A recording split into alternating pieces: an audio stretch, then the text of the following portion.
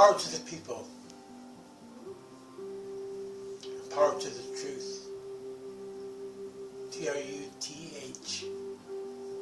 This Sunday, April 9th, 2017.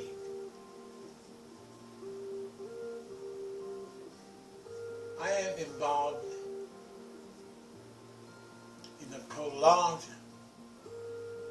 probably lifetime process of healing, Healing, and more people in my life who are into healing for whatever reason, the better for me. I've been involved in the recovery process from drug addiction for a long time. I'm going towards 14 years sane and sober.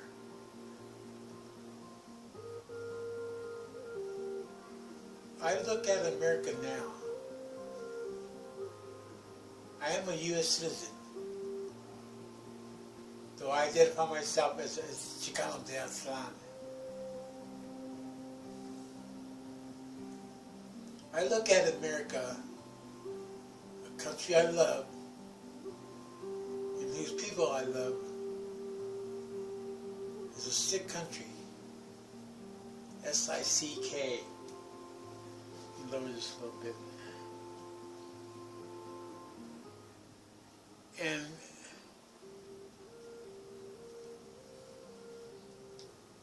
you know that America is still a racist country. R-A-C-I-S-T. Racist. And there's a lot of, it's called xenophobia, or a fear of foreigners. Now we have the tyrant Trump in the White House. And he recently did a strike against Syria for chemical attacks of Syria.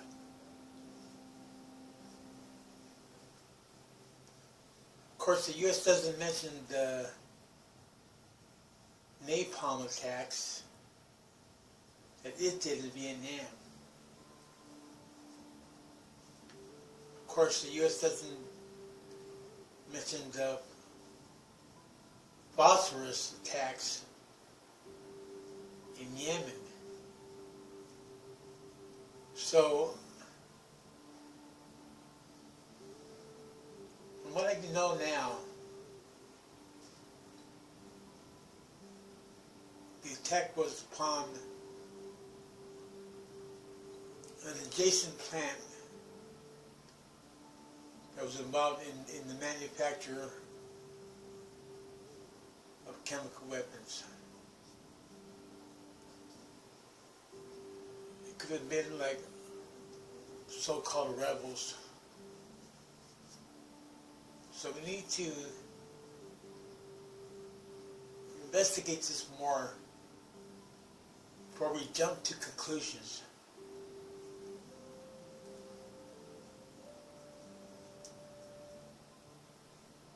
Many Americans support Donald Trump. I don't. I'm not a Trump supporter. And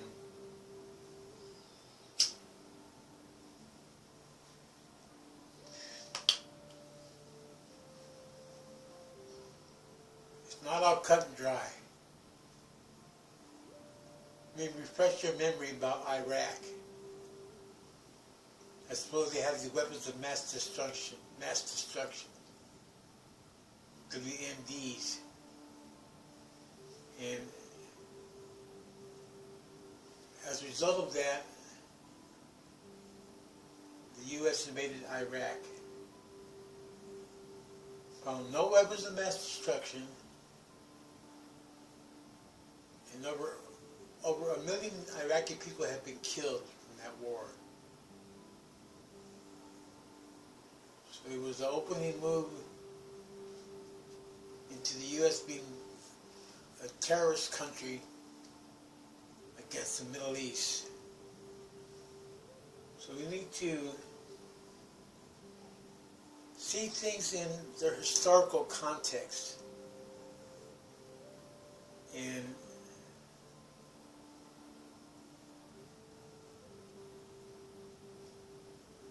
who was killed by these chemical weapons? Done by who?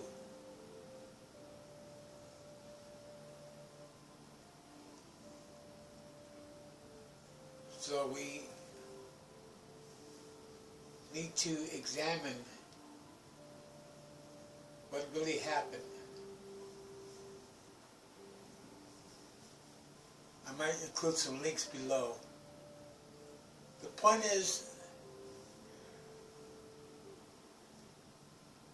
Trump did a unilateral attack against Syria, waged war in violation of the U.S. Constitution and without consulting the UN Security Council.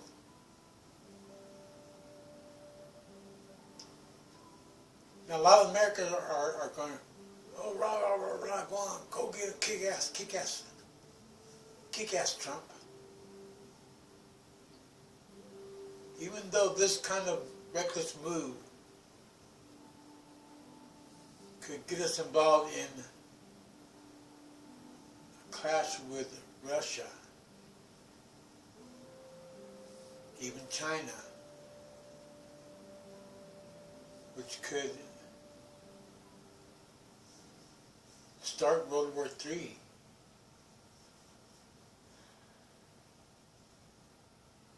What will you do if World War III breaks out? Do you have an emergency plan?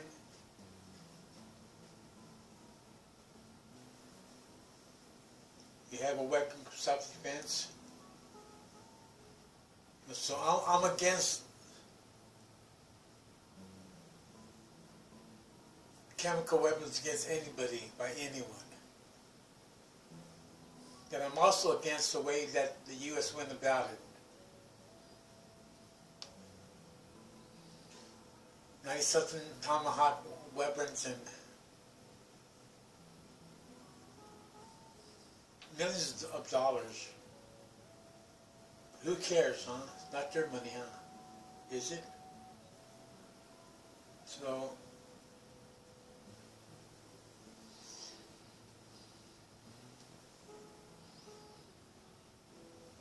the key to remember, after 8 years under the warmonger Obama, when we never had any real peace, the U.S. continues in its endless war. Why? In America, money is God. Money. And war keeps the whole military intelligence machine going. Military industrial intelligence machine going. Endless war. Well, here in America we need to provide housing for the homeless, repair our bridges, repair our roads. You believe in America first, why don't you fix America first?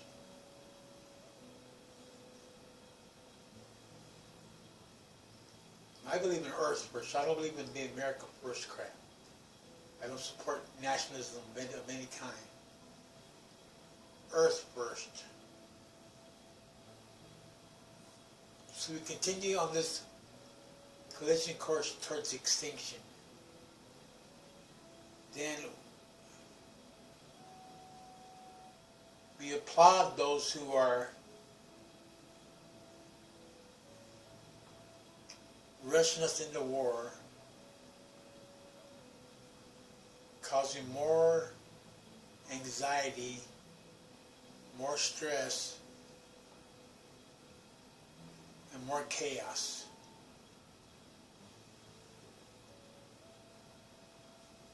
So we need to really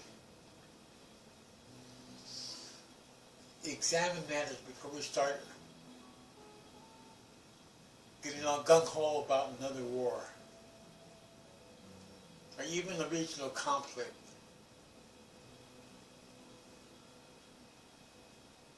Whatever happened to the anti-war movement? I'm old school. I went to the anti-Vietnam days,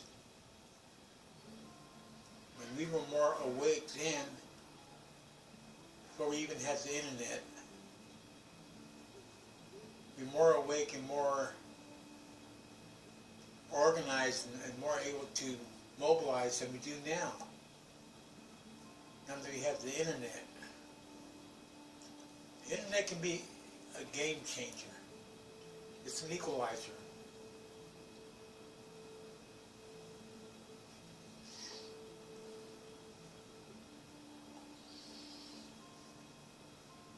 I just have a little Samsung tablet here. I don't have a regular video recorder, but I do what I can with what I have. And I wanted to share these thoughts with you that I'm really concerned about the country, about the psyche of the American people.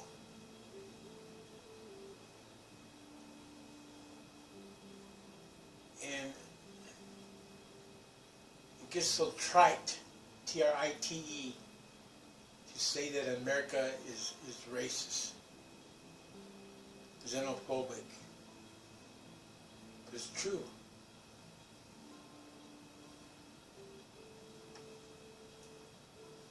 It seems that our endless wars always seem to be against non-white people. I really shouldn't say our endless wars, it's the U.S. endless wars are generally against non-white people.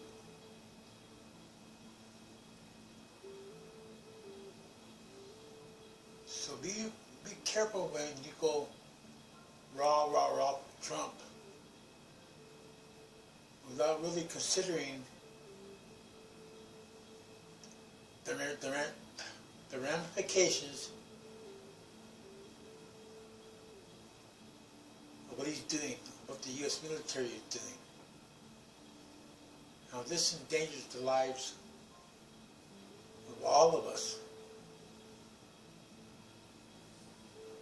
our families,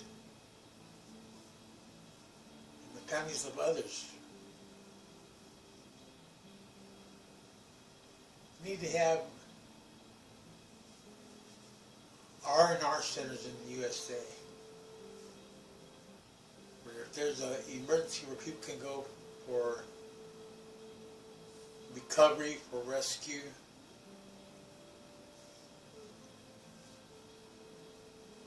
Remember the old civil defense days when we had the little card, you know, on the house? Maybe you don't, if you're not old enough.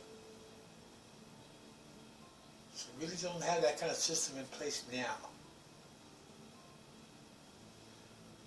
So this is just my sharing a few thoughts today, and I don't mean to offend anybody or piss anyone off. I just want you to consider, to meditate, to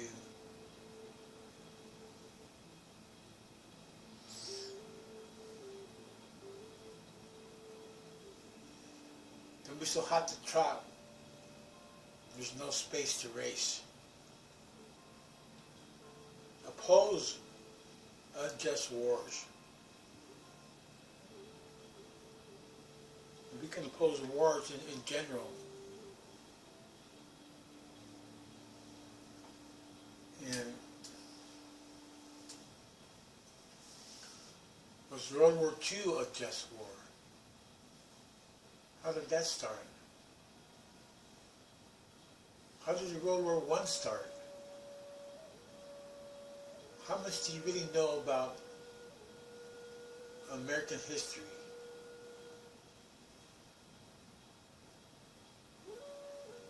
We must learn from our mistakes. Learn from the lessons of history that have been paid for in blood, sweat, and tears.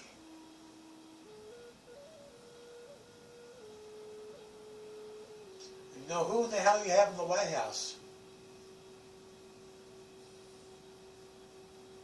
I think every president should have a psych evaluation off the bat. Even someone running for president should have a psych evaluation to make sure that they're mentally stable.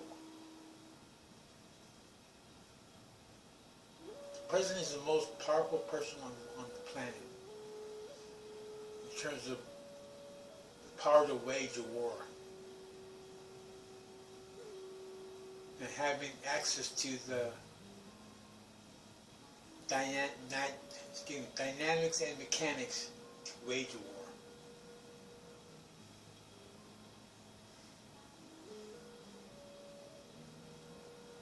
Well, I don't want to bore you. I don't want to tax your attention span. So close for now. I just want you to think about what I'm saying.